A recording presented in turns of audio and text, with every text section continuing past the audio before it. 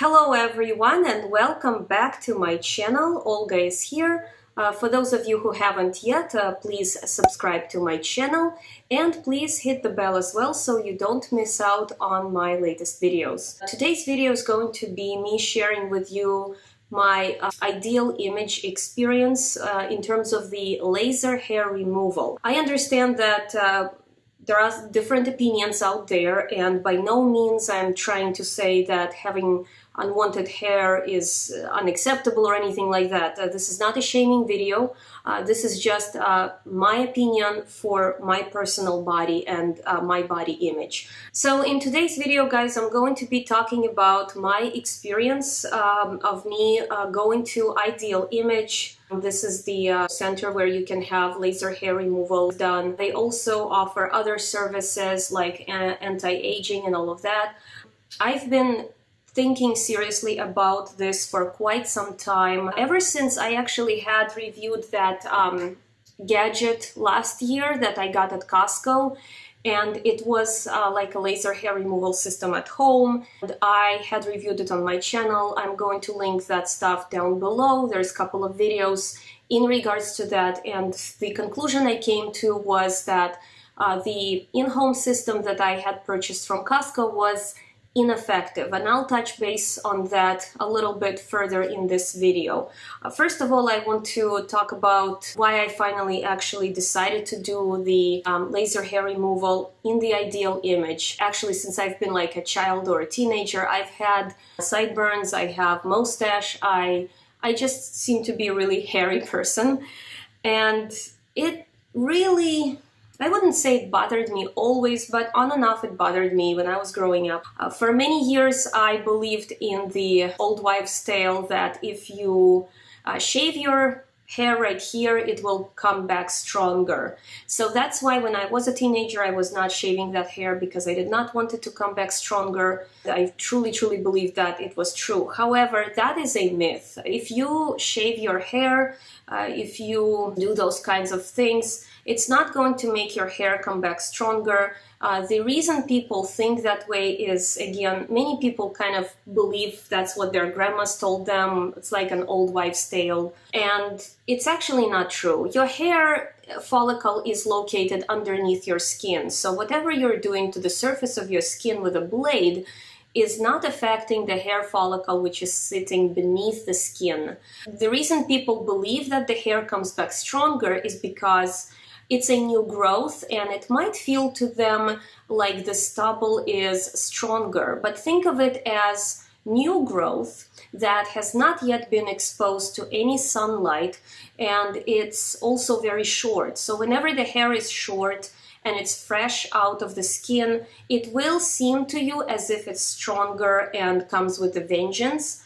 However, if you let it grow a bit longer, it then becomes finer hair because it's getting exposed to the sunlight, it's getting exposed to the environment outside of the hair follicle, and it's actually not coming out with a vengeance. It's not getting stronger because you decided to shave it. It's the way it was before, nothing changed. Now, if you pluck the hairs and if you thread the hair, you are actually ripping it out by the root. If you do waxing, you might be ripping it out by the root, and that will damage the hair follicle. So the theory behind it is that then your hair comes back weaker and it's not going to be as strong as opposed to you just shaving it, then it's gone and then it's back in a day or two. Nothing you do to the surface like shaving would affect the hair growth. It will be the same. It's not going to come back with a vengeance. Once I've discovered that, I started trying to shave that area and all of that, and then what is going on there? Is it my cat in the box? Zina, get out of there, girl. I'm like hearing this noise in the box from behind the corner. It's my Maine Coon who crawled in there. Okay, that's cute.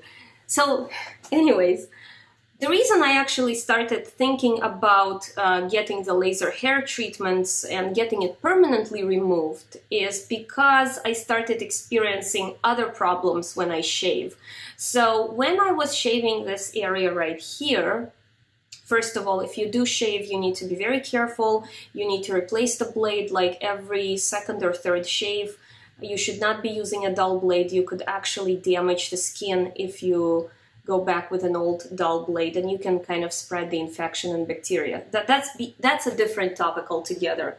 But what was happening to me was I was getting constantly like shaving bumps, irritation that later turned into kind of like a scar tissue. It kind of looked like a pimple that then would darken, and then I would be left with these dark dots around my mustache area, my beard.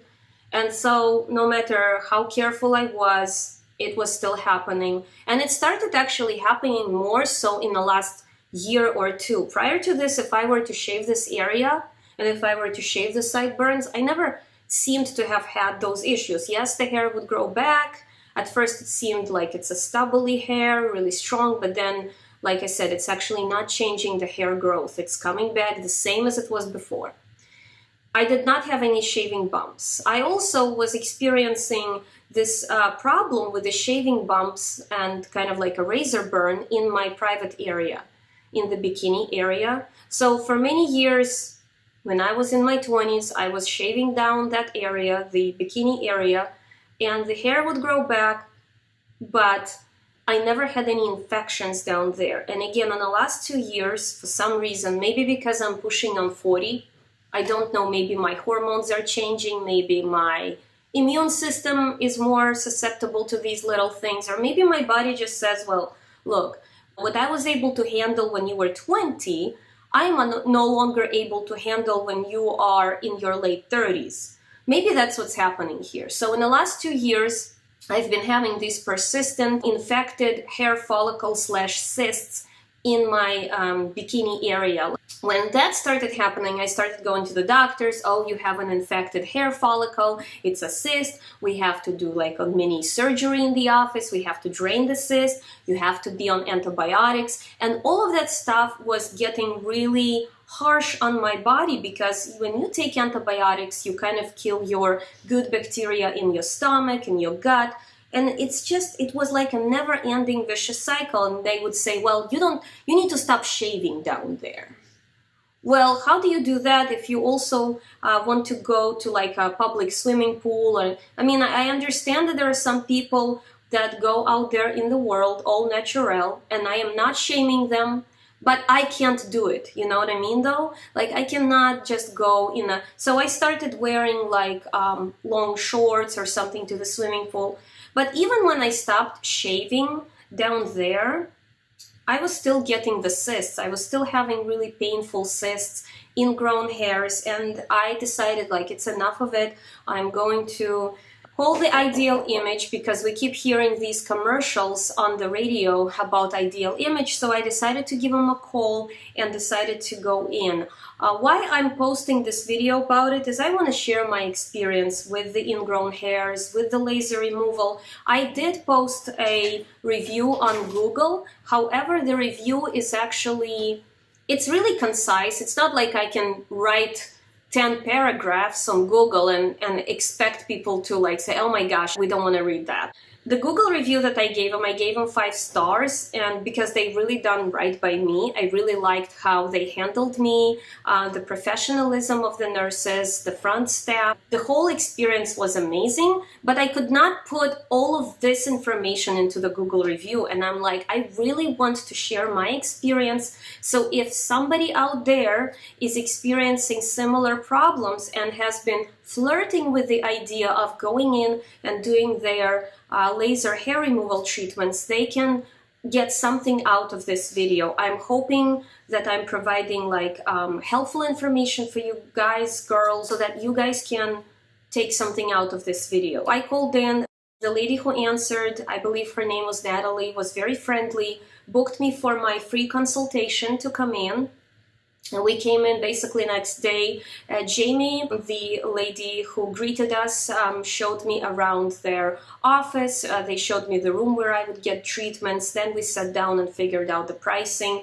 We decided that I would be doing 3 areas. Their promotion that they offered me was that if you do 2 areas that sum up to a certain price, then the 3rd area is going to be free. And that's what we agreed. So I decided to do my upper lip, my Brazilian, and also my underarms. And then a week later we showed up and I had my first appointment, and a very nice lady nurse by the name of Teresa treated me. I felt very comfortable during the treatment. First, well, we did all of the paperwork. They do ask you questions about medications and your medical history. There are some medications and some things in your body that can interfere with you receiving the treatment, or possibly you wouldn't be a good candidate for the treatment. So they ask you questions like, are you on any blood thinners? Like, are you taking Coumadin, or are you on aspirin? Do you have any significant medical conditions? Do you have any previous surgeries that were done?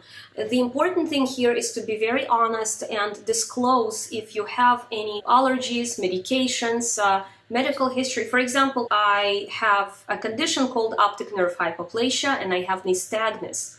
And that's what you see, like whenever you're like watching my videos, sometimes you notice that maybe I come across as someone who's not looking straight into the camera, which I am, but my eyes are shaking. I know that my condition cannot be harmed by the laser hair removal treatment, but because I'm a responsible person, I've disclosed and I said I have this condition, I was born with it. It's nothing that I acquired recently or anything like that. So I disclosed my condition and they said, that's fine, we can still treat you. So the nurse who treated me, her name is Teresa. She was very professional, very nice, made me feel very comfortable. First, she showed me the laser. She also explained that their rooms are a little bit cooler because it helps the patient feel more comfortable when they're getting treated. I felt like it was actually helping my skin feel better. The way the laser feels, some people describe it like a rubber band, you know, going against your skin with a little bit of like sizzle or a zap. To me, it felt like some kind of like a fast air being blown at me maybe, and like a little bit of a sting, but very minor, and it goes away immediately. The first initial moment, you are afraid because you don't know what to expect. But then once you actually know the sensation and it's quite manageable, you know what to expect. Also in the questionnaire that I filled out, they ask you about your skin tone, they ask you about your hair color, because there are some hairs, some pigments that will not absorb the light of the laser real well, and it will not be as effective. So in this regard, the laser is better used to treat darker hair. So if you have like dark, black, brown hair, then the hair follicle is going to absorb that light and you're actually going to get really good results out of it. So I do have dark hair, I have black hair. My skin is kind of like, it's a type of a skin that if I am exposed to the sun, I turn brown. I do not burn like a lobster. I rarely, if ever, had any sunburn. I just get darker and that's that. So they said all of those factors are really important to know when you're going for a laser hair removal. 2 days ago was my first treatment, and I'm going to have 8 more treatments. They are going to be basically happening in the span of time. There is a duration of like about 6 to 8 weeks in between treatments. Why that is because the hair growth has 3 phases, and I do apologize if you see me looking down. I'm looking at my notes. I don't want to mess up the names of these hair phases. The first hair growth phase is basically the phase when the hair is growing, and it's like 1 centimeter per month, and this phase can last anywhere from 2 to 6 years. The second hair growth phase, which is catagen, is the transitional phase when the hair follicle is renewing itself, and it can last up to 2 weeks. And the third one is called telogen, and this one is resting phase. So it's a resting or shedding phase. This phase can last anywhere from 1 to 4 months. So nobody really knows in what phase of hair growth we are. The hair comes and goes, the hair grows, right? I have noticed throughout the years, like if I pluck my eyebrows or shave my upper lip that sometimes the hair doesn't come as quickly as other times. So I'm assuming that's when that's when I'm in different hair growth phases. So basically this is why the treatments are spread out so far from each other, so that we assume that we cover all of these hair growth phases and get the unwanted hair out of the body and stop the body from, getting more of it. Now, even after receiving all of the laser hair removal treatments, even if we were to, say, eradicate all of these areas, in the future, the hair might come back. Some hairs might come back, and those areas are something that they can touch up. The hairs are made by our hormones in the body. So eventually, some hairs might come back. There might be some areas that need to be retreated. That's something they do explain. They're very clear about it. So it's not like a 100% guarantee that after these treatments, you're gonna never, ever, ever, ever have any unwanted hair growth in those areas. That's not what's explained. What's explained is that we will take care of the majority of it, and if something comes back, you need to touch it up. Now, what to expect in the timing after the treatment? Within the first 7 to 21 days, the hairs that are still in the bikini area, underarms, or right here, they will shed, they will fall out. It will not all happen on the first day. On the second day, it might take up to 21 days for the hairs to come out, because they have been treated. Some of them are holding on to that area where the follicle is, and some of them are coming out. So it all takes time. Basically, what I have noticed is when we treated the upper lip, I experienced actually really great results. The upper lip is pretty much hair-free. I don't have any hairs right now here. I mean, I feel a little bit of some peach fuzz mixed in there, but I feel like the treatment was very successful thus far. When we had moved to the armpits, I was worried that it was going to be very intense feeling of a laser because this is a very tender area. However, I was pleasantly surprised. The laser did not feel any worse or more intense opposed to how it felt on my lip. The lip area by far was most intense for me, but once I've learned what to expect from the treatment and how it feels, it felt like it's very easy to handle.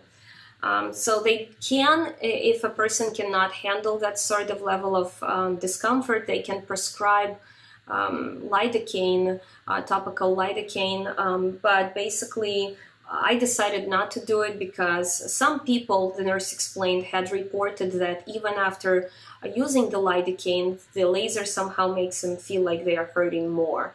And I was able to tolerate the level of discomfort, and I did not need any kind of lidocaine. After she had treated my armpits, we had moved down to the Brazilian or bikini area, and we started treating that. If the nurse tells you, like, you have to move your leg out of the way, move your hip out of the way, you need to be able to do it, because what they're treating is the front, the bikini area. They're also treating the back side. So at some point in the treatment, the nurse will ask you to flip on your tummy so that she can treat the line between the butt cheeks. Or you can Google for yourself what it means to get the full Brazilian done or bikini area done. I also asked the nurse while I was getting my treatment, I said, why did the laser hair removal in-home system, why did that not work for me? And she said, imagine that you are buying something at the store with a setting of 4. And the setting of the laser that we need to use is like at 44. So do you see what I'm saying? It just won't penetrate deep enough to get the area treated. It's just not strong enough. And I understand that. There are just some things that should not be performed at home. I mean, like, it's not safe. Like, I would not want to be doing what I had done at the office at home with a setting of 44. So I do understand why that is the way it is, but now that I understand that, I can kind of see why, as to why it was not effective. The settings that they sell these things at, they're just not effective enough. That's it. Also, she had to calibrate the laser quite a few times during the treatment because even though she set it at a certain level for my skin tone, people have different skin tones or variations in the skin tones in certain areas. So like, say, bikini area could be at one setting and then armpits could be at another setting because the skin tone is different. So all of these things have to be calibrated. And this particular, these centers, the Ideal Image, they use very high quality lasers and they calibrate them. The nurses receive extensive training, and I do feel very comfortable going back to them for more treatments. I'm very happy with my treatments. I would definitely not hesitate to recommend this Ideal Image. Starting from the first phone call I made to them, all the way down to the treatment, everything was done professionally. I did not feel like I was being forced or sold anything. I myself made the decision to get this treated. They just provided the information, quoted me, and I went for my treatments. And, that's what I wanted to share with you guys. With all of that said, guys, thank you very much for tuning in. Please give this video a thumbs up. Don't forget to subscribe to my channel if you haven't yet. And I will see you all in my next video. And there will be follow-up videos that I will do to let you know how the actual treatment went.